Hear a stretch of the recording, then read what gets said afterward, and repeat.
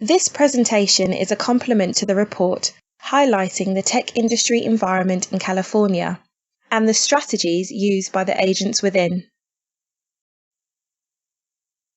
As described in the report, the tech environment is dominated and has been created by rapid adaptation, high venture capitalist investment, and an open and collaborative idea creation process.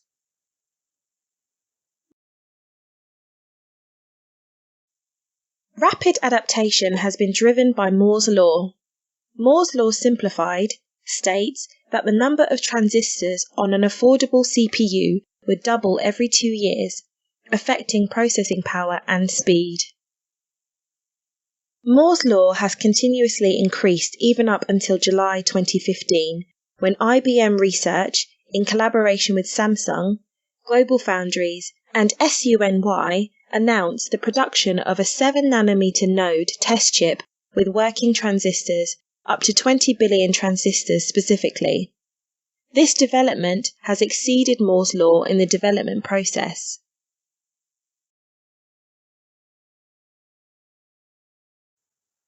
High venture capitalist investment has always been integral to the tech industry. A presentation with Teak Angel Fund revealed that technology developments have reduced startup risks and costs significantly. Likewise, the number of startups and VCs have vastly increased, with many entrepreneurs becoming investors simultaneously.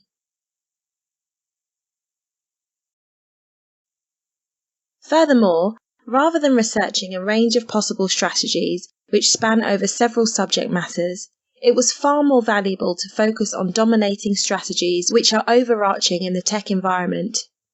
Based on the industry analysis, there was a natural division in the types of firms. In the report, they are described as startups and large IT firms who established Silicon Valley in its origination. The nature of the firm is to realize profits through innovation and to pursue growth. This truly classified the focus of the competitive environment. Therefore, the emphasis was on innovation and growth strategies. With regards to innovation, the research showed that startups are mostly disruptive. In the literature, disruptive is well defined as competency destroying with a new dimension of performance, and is provided to an emerging part of the market.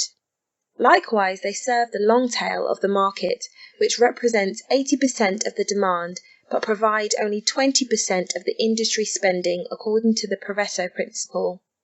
While startups disrupt, large IT firms are locked into their products and stakeholders, restricting large changes so they focus on sustaining innovation.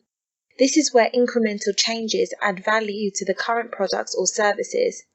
However, to react to disruption, they engage in breakthrough innovation. Such innovation strategies have significant implications on growth. Startups' innovation strategy provides access to venture capital seed investments, which has potential to lead to large capital, cash, and valuation growth. On the other hand, large IT firms utilize their size to pursue an acquisition strategy which catalyzes their breakthrough innovation and leads to bottom-line growth demanded by shareholders. As concluded in the report, IT firms must continuously pursue innovation to maintain growth. They must also build upon their capabilities through acquisitions and breakthrough innovation for long-term growth, and sustaining innovation for short-term growth. However, there are large implications for the role these large firms play. This leads to the question, how do firms take advantage of this rapid adaptation and disruption? It is important to note that these large firms are not being disrupted in their own industry, but rather they enable startups to disrupt less adaptive industries. There are two main managerial implications based on the environment characteristics and the interaction between agents in achieving strategic goals. Firstly, the acquisition strategy will provide new revenue streams, particularly through product development and diversification, with reference to the Anzoff matrix as emphasized in the case study on Yahoo. However, research has shown that external technology acquisition makes a greater impact on firm performance when more internal R&D efforts have been made. This emphasises the need to continuously adapt internally and utilise an acquisition strategy only as a complement for the existing capabilities, while the focus is on breakthrough innovation. Yahoo acquired a number of firms to strengthen its search, advertising, mobile apps, and video ad capabilities.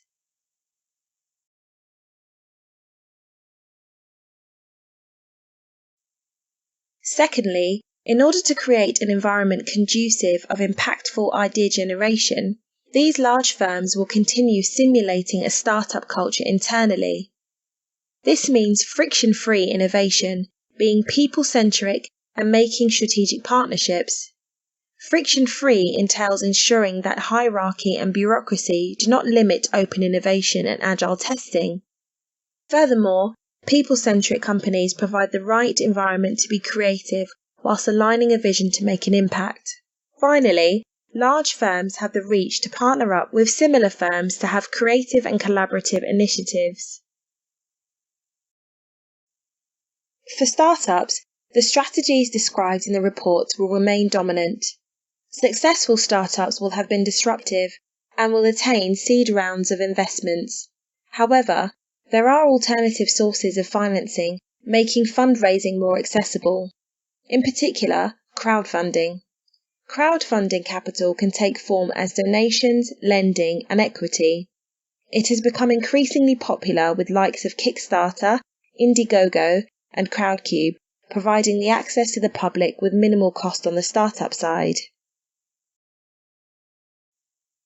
To conclude, the innovation and growth strategies are enduring, but the managerial impacts are leading to more accessible and efficient uses of resources. Thank you for listening.